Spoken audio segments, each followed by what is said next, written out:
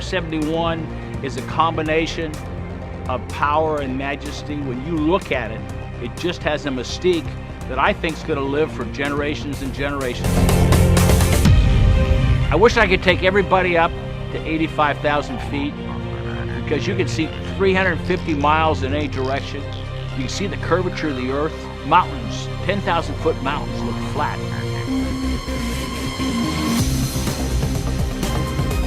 I can say without a question is that people knew that there'd be an SR flight, and when they cranked those engines, the Buick Wildcat would scream. Then when the SR engines came on, people from around the base would just kind of stop. 117 decibels, that's what the SR was on takeoff.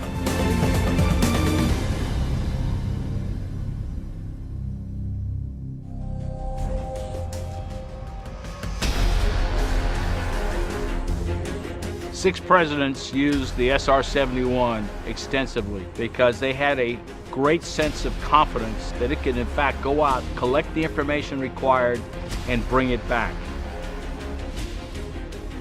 Hundreds of missiles were fired at this airplane. I couldn't tell you how many times fighters came up to intercept me. I remember part of our missions when I was flying in the late 70s was fly through rings of SA-5, so we knew it was a very capable missile system. They weren't concerned too much about the SR, but they were very concerned about others, and they figured we could collect enough information and we could understand how that missile system would work.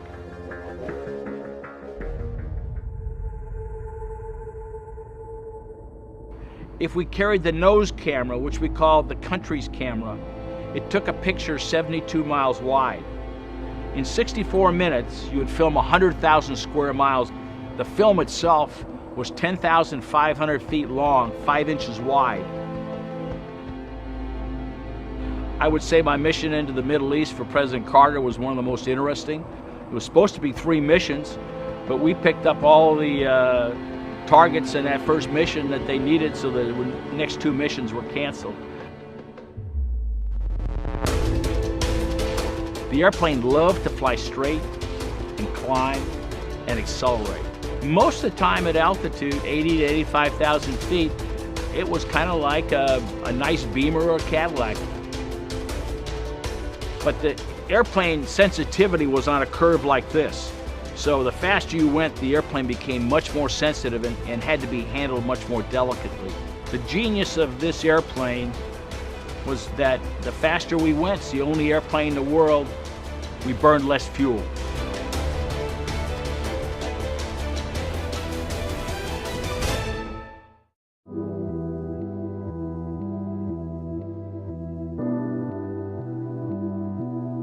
The greatest sonic boom that was ever set up, it was May 1972. 3 SR-71s took off from Okinawa, Japan, and simultaneously overflew Hanoi at the same time. I've talked to the POWs. They said it scared the living daylights out of the guards because they'd never heard a shock like that. It didn't sound like a bomb, and they actually fled. We called the shock wave that came across the ground the sound of freedom. Can you imagine that sometimes we were tasked to overfly foreign ceremonies, to boom heads of state when they were greeting each other, to remind them that they were doing things that were counter to U.S. policy?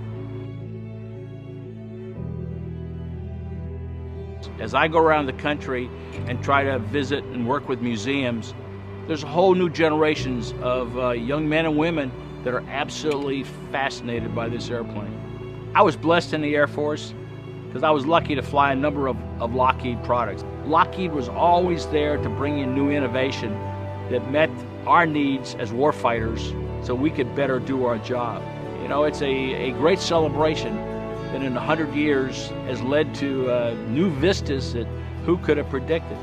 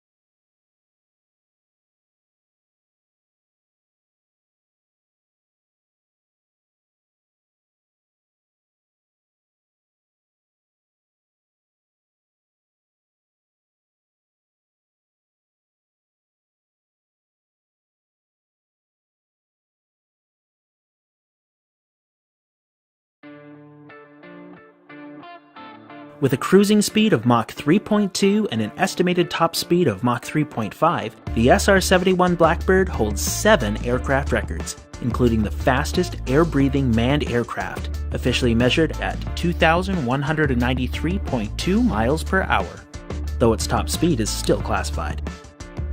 In a climb, the aircraft has been known to reach an altitude of 95,000 feet, twice as high as the highest altitude permitted for a commercial passenger jet.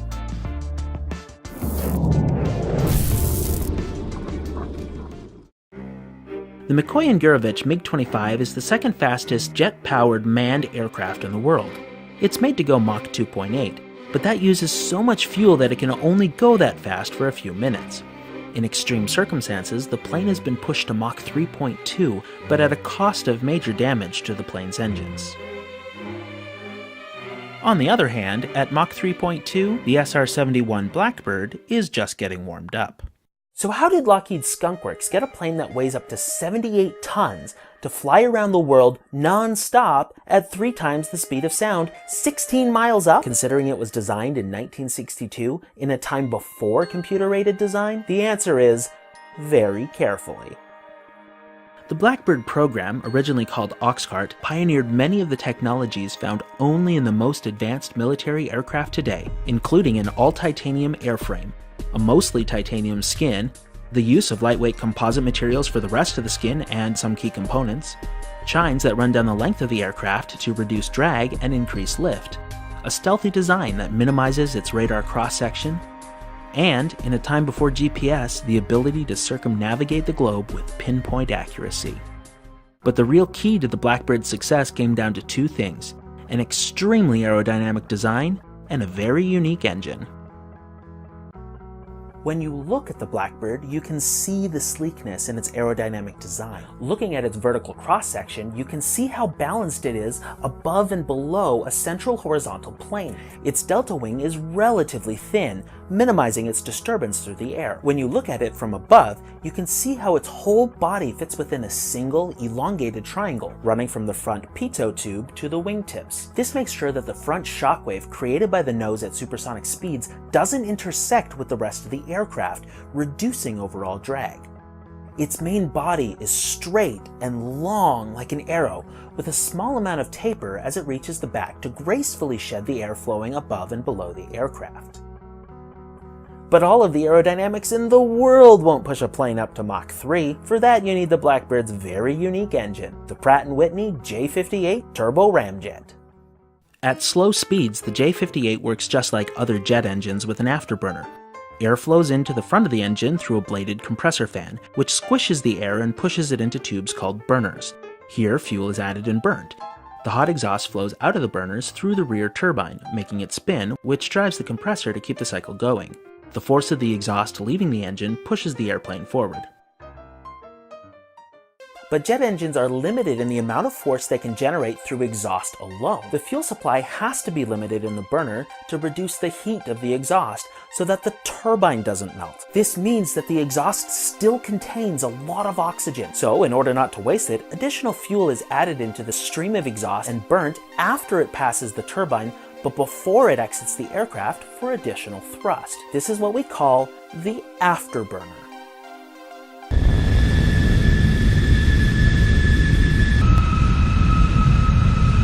Up until Mach 2.2, this is the same cycle that the Blackbird uses for thrust. However, above Mach 2.2, the J58 pulls out a big trick. 6 large tubes open that direct 20% of the dense air from the compressor around the burner and turbine, moving it directly into the afterburner. This helps get around the biggest problem with all afterburners. They are incredibly inefficient. They can provide a lot of force, but at a huge fuel cost. On the other hand, the cool, dense, slow-moving air coming directly from the compressor extracts more power out of the fuel added in the afterburner. When these bypass tubes open, the standard turbojet is converted into what's called a turbo ramjet. A ramjet uses the forward motion of the aircraft to compress the air before combustion, and the fuel is burnt directly before exiting the engine, kinda like a rocket. But ramjets can't be started on the ground. The plane has to be moving before the ramjet can start working. So, for takeoff and landing, the turbojet part of the J-58 does all of the work, while at the cruising speed of Mach 3.2, it only provides about 20% of the plane's forward thrust, with the ramjet afterburner providing the rest. Ah, synergy. The interesting thing is that above Mach 2, ramjets are more fuel efficient than turbojets, which means that the Blackbird gets better gas mileage at Mach 3.2 than it does traveling at slower speeds. What? These unique design elements are what allowed the plane to cruise higher and faster than any other manned aircraft. Its convertible engines give it the best of both worlds. A turbojet to take off, land, refuel, and bring it up to speed, and a ramjet to give it the power to fly 3,200 nautical miles at 3 times the speed of sound on 1 tank of gas. And considering that all that was designed with just a pencil, paper, and a slide rule, it makes the Blackbird even that much more of a technological achievement. Unfortunately, the Blackbird will never fly again. Although it outran every one of the 4,000 missiles fired at it during its missions, the cost to fly and maintain the aircraft was so great that in 1990, with the increased availability of surveillance and strike drones, the US Congress ordered the bird's retirement.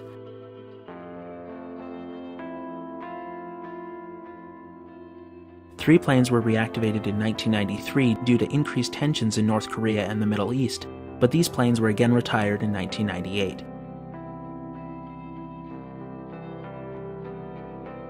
NASA continued to operate 2 SR-71s as scientific test platforms until they too retired the plane in 1999. You may have heard at the end of 2013, Lockheed Martin proposed a successor to the SR-71 called the SR-72. Even if it is ever produced, it will still never break the SR-71's records. Though it's designed to fly at speeds from 0 to Mach 6, like many other recent advances in aviation, the SR-72 is a drone. Its turbojet engine for takeoff and landing is housed separately than its supersonic scramjet, leaving the J-58 and the Blackbird family to be forever unique, a fantastic and surreal memory in the history of aviation, the plane that dreams are made of. For Tech Laboratories, I'm Tech Adams, saying keep thinking, and thanks for watching. The well-known SR-71 is actually the 4th airplane in the Blackbird family. The original plane, designed by Lockheed Skunk Works, was the A-12 spy plane for the CIA. Not your average museum.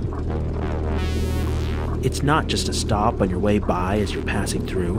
This is a destination.